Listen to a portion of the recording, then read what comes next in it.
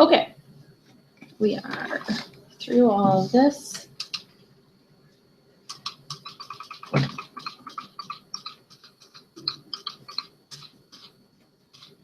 Okay, so we talked a little bit about media and government control.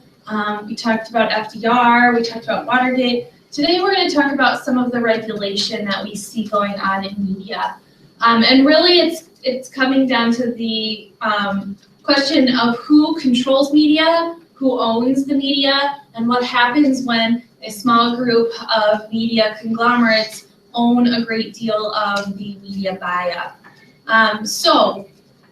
The Federal Communications Commission, we call this the FCC, is the basically a regulatory commission that's created to regulate the frequencies in a legal sense of the amount of media that we have. So basically the FCC monitors to make sure that one media conglomerate doesn't own too much of the market, doesn't own too much of the stations and the companies, that media is given open access to a lot of the things that they need to get to. So things like making sure that they have access to the White House, access to other politicians.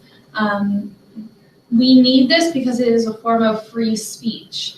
If we have only one media conglomerate cover every single story, even though they own multiple channels or multiple outlets, it's not considered freedom of speech or freedom of the press because you're only getting really one voice. So one of the goals of the FCC is to maintain competition in the communications industry, making sure that people have access and opportunity to hear or watch many different channels. So the increased media concentration, we're looking at what audiences they want to reach, whether there are audiences that aren't being reached and how do they meet those needs. Things like we have a higher Spanish-speaking population. Are they able to get media access? Are they able to get news and information in the ways that they need it to be presented to them? Making sure that those things are kind of addressed. And what we see is because of these media ownerships getting larger and larger, we're seeing a disappearance of local media. Local news is actually pretty rare now. You're really only seeing it in big cities. Local news isn't very profitable for a media conglomerate. Although we would all watch local news, or I watch local news a lot, it's not a majority, it's not a prime time sort of thing to have. And so local news is sort of dying away a little bit and being replaced with these bigger news organizations, national news, things like that. So it's always kind of a balancing system, how much they give local networks and whether that's in their best interest. So control of broadcasting is sort of this idea of what can the media present to you, what should the media not present to you, and this really comes out of your First Amendment right of freedom of the press, and to understand what's really going on. The Supreme Court held that the First Amendment is relevant to radio and television, and it is always kind of on the side of media in the sense that they believe, historically the Supreme Court has sort of believed that media is good for the country, it's good for people to know what's going on, but there's also some sort of a line in the sand of where it becomes too dangerous as far as what you know and what the government wants you to know. The FCC regulates what is broadcasted, and they kind of regulate this by instituting fines and other punishments or regulations. If a specific media isn't kind of respecting some of those things. So these can be things like if a media is continually disrespecting a group of people, publishing false information, publishing classified information that they shouldn't be covering, things like that. The government's control of media during the Second Gulf War, this is in the early 1990s, and the US government was strongly criticized for not providing accurate information to the media. So part of the problem here is that the government's going to try and give media what they want media to cover, and that may or may not be in, the most honest fashion. And so during the Second Gulf War, there's a lot of concern that what the general American public was getting as far as news about the Second Gulf War wasn't necessarily true to what was really going on there. And then the government's attempt to control the media after September 11th, this really comes down to this idea that since 9/11, the government has been really trying to sort of keep a lot of the information behind closed doors, use a lot of secrecy, a lot of kind of attempts to sort of keep some information kind of underground. If you think back to the Frontline documentary about Edward Snowden, this is really what it comes down to. It's sort of their ideas, but they're not sending it out to the media as they usually would have. They're trying to keep a lot of it behind closed doors. And the two sides of the argument here for that is when we keep information away from the media, we don't have people who can use it against us later. So things like if we don't publish where the president is going on a minute-to-minute basis, we're not allowing people to be able to attack him by having all that information. The other side of the coin there is that as a country, even though we have these new challenges of terrorism and things like that, it doesn't necessarily mean that the government can go ahead and do whatever they want to do and not tell us. And so one of those things is, where does the transparency come in and where does the safety come in?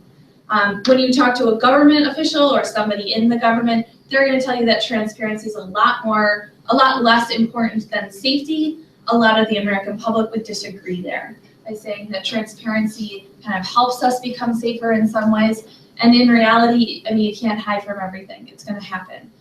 So since September 11th, there's really kind of been this turning point about what does the media cover, what are they allowed to cover, things like that.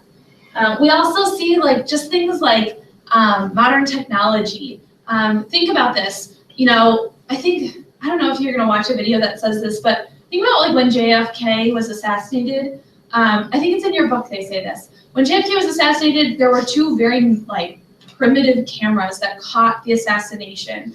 They caught the shot to the convertible, and they saw Jackie Kennedy kind of reaching over and trying to grab a Secret Service agent. If that were to happen today, we would have hundreds and hundreds and hundreds of videos. Everyone would have a video on their cell phone of it. That gets released to the media right away. It happens, and government can't really control that. I think back to the Paris attacks. Within minutes of the Paris attacks, we've got cell phone video of people running out of the building. We've got people who are giving their testimony on the nightly news, breaking news coverage, because they're calling in real time. It's something that we've never had to deal with before, and now that we have these new medias, everyone can take a video of anything. It means that the government has to control a lot of things in a very different way than they used to. Okay, the public's right to media access, the stance of the FCC and the courts. So the big question here is, does the public have the right to media access? And both the FCC and the Supreme Court say yes. That even wherever you live, you should have access to media. Media conglomerates hate this because it's really expensive for them to get media out to people. So think about, when you live somewhere that is, out in the middle of nowhere, getting cable access, getting information out to you, it costs that media conglomerate a lot of money to get those things. Thank you. There are a lot of things that they have to kind of overcome. But the FCC and the courts have ruled again and again and again that it is the public's right to have that media access, even if it isn't in the best interest of the bottom line for a company. And then Our last one is bias in the media. Does the media have a partisan bias? Is this reality or is it perception? There have been a lot of studies published that news media tends to lean a little left. Hold on 1 second. Miss Abel's room? No. No, Mr. Hornick let me in. Yep, bye.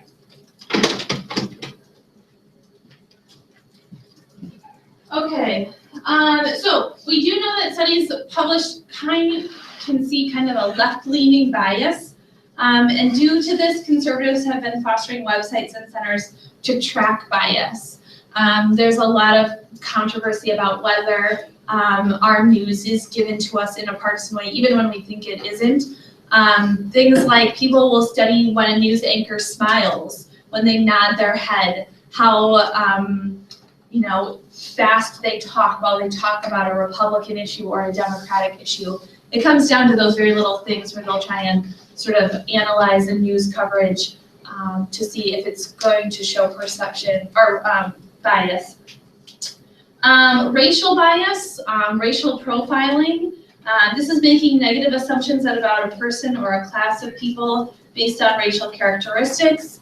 There's been a really strong push in media in the last 10 years to try and put race more at the forefront of the media coverage. So providing new ethnicities and racial backgrounds into the news. That can be down to the reporters that they have, to the stories that they cover, to the issues that they need. Even things like some of the morning newscasts, like Good Morning America and the Today Show and all of this, they sometimes come under fire because they often highlight issues that are based on the majority race of white. So things like beauty segments, talking about like how to take care of your skin. They never talk about how to take care of like African American skin, which has very different like issues and things like that. It can come down to the smallest little things. But when you look at it and you're from a minority race and you turn on the television every day and all they cover are issues that the majority of white people deal with, it can be kind of frustrating. And then a commercial bias. This just comes down to profit.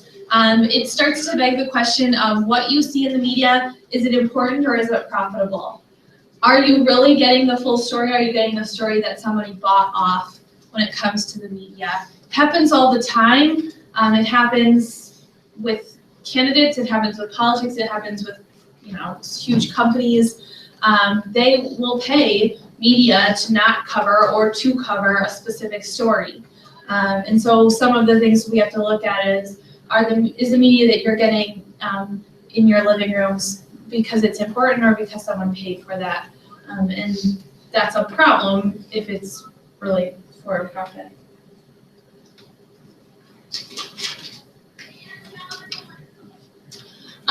So this is a graphic, it's in your book, about what we think people believe is bias in the news. It's kind of an interesting sort of visual percentage of, kind of our perception. You can see that a great deal of bias is starting to grow a little bit. And again, part of that is, the question with bias is it reality or is it perception? And that's always the question to be asked. There's never an answer to it. Some people may look at, I'm trying to think, like Rush Limbaugh's radio show and say, that's reality. That's really what's happening. Somebody else might look at it and say, no, that is bias, and that's my perception of that. It's really kind of up to the listener. But one of the things we have to teach people how to do is to analyze it in a critical way so that you can really use some techniques to get a sense of what you're really looking at. Okay.